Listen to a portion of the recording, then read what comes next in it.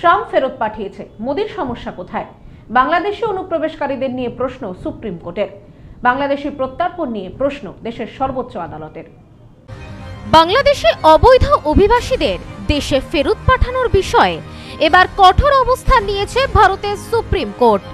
আসামের ট্রানজিট ক্যাম্পে আটক ৬৩ জন বাংলাদেশি নাগরিকের প্রত্যর্পণের মামলায় শুক্রবার সুপ্রিম কোর্ট সরকারকে সোজাসুজি প্রশ্ন করেছে, যদি আমেরিকা প্রেসিডেন্ট ডোনাল্ড ট্রাম্প অবৈধ অভিবাসীদের দ্রুত ফেরত পাঠাতে পারেন, তবে ভারতীয় সরকার এমন পদক্ষেপ নিতে পারবেন না কেন?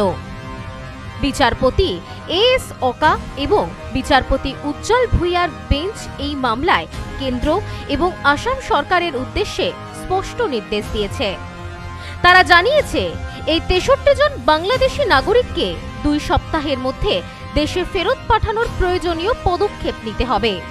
আদালত এমনও বলেছে, ২০০৯ সালে কেন্দ্রীয় সরকার যে বিজ্ঞপ্তি জারি করেছিল তার মধ্যে স্পষ্ট নির্দেশ ছিল পরিচয় যাচাই এবং প্রত্যর্পণের প্রক্রিয়া ৩০ দিনের মধ্যে সম্পন্ন করতে হবে। কিন্তু বছর পার হওয়ার পরও তাদের দেশে ফেরানোর কোনো কার্যকর পদক্ষেপ নেওয়া হয়নি। শীর্ষ আদালতের বক্তব্য, ভারতের সংবিধানের ২১ নম্বর ধারা অনুযায়ী কোনো নাগরিককে বিনা বিচারে অবৈধভাবে আটকে রাখা সংবিধানের পরিপন্থী। ৬৩ জন আটক বাংলাদেশি নাগরিককে অনেক বছর ধরে আসামের ট্রানজিট ক্যাম্পে আটকে রাখা হয়েছে, অথচ এখনো তাদের নাগরিকত্ব বা পরিচয় সম্পর্কিত কোনো সঠিক তথ্য পাওয়া যায়নি। তবে ভারত সরকার যে তাদের বাংলাদেশি বলে চিহ্নিত করেছে তা প্রমাণিত হয়নি। এদিকে বাংলাদেশ সরকারও এই ৬৩ জনকে নিজেদের নাগরিক বলে স্বীকার করতে নারাজ এবং তাদের ফেরত নেওয়ার জন্য কোনো পদক্ষেপ নেয়নি। সুতরাং শীর্ষ আদালতের দাবি, সরকারের দায়িত্ব হলো যাদের বিদেশি হিসেবে চিহ্নিত করা হয়েছে তাদের দ্রুত তাদের দেশে ফেরত পাঠানো। ঠিকানা জানার কোনো অজুহাত গ্রহণযোগ্য হতে পারে না, কারণ আটক ব্যক্তিদের জাতীয়তা স্পষ্ট না হলে তবুও সরকারকে তাদের নিজ দেশে ফেরানোর দায়িত্ব পালন করতে হবে। এই বিষয়ে সুপ্রিম কোর্টের প্রশ্ন উঠে আসে, যদি ট্রাম্প প্রশাসন অবৈধ অভিবাসীদের এত দ্রুত সময়ে ফেরত পাঠাতে পারে, তবে ভারত সরকার কি কারণে এমন পদক্ষেপ নিতে সময় নিচ্ছে? এমনকি সম্প্রতি আমেরিকা থেকে অবৈধ ভারতীয় অভিবাসীদের ফিরিয়ে নেওয়ার প্রসঙ্গে উঠে আসে।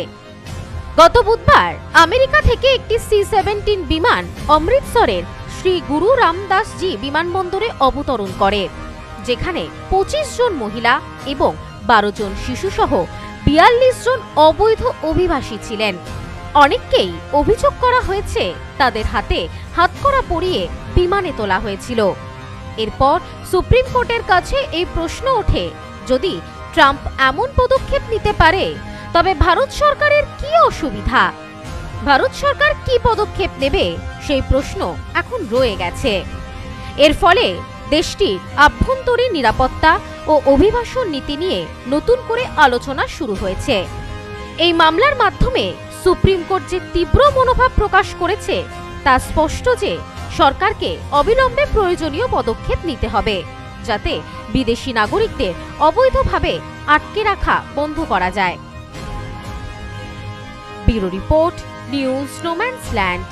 সম্প্রীতি guest house hotel and restaurant, সমস্ত আধুনিক সুবিধাযুক্ত AC double bedroom, standard double bedroom, twin bedroom, deluxe double bedroom. আমাদের হোটেলেই রয়েছে বাঙালির খাবার সহ মাল্টি কুইজিন রেস্টুরেন্ট। শহরের মধ্যে অথচ সম্পূর্ণ নিরাপদ পরিবেশে থাকা খাওয়ার একমাত্র ঠিকানা Sampriti guest house hotel and restaurant, Chakdah road, টবাজার, বনগাঁ। ফোন 03215257603।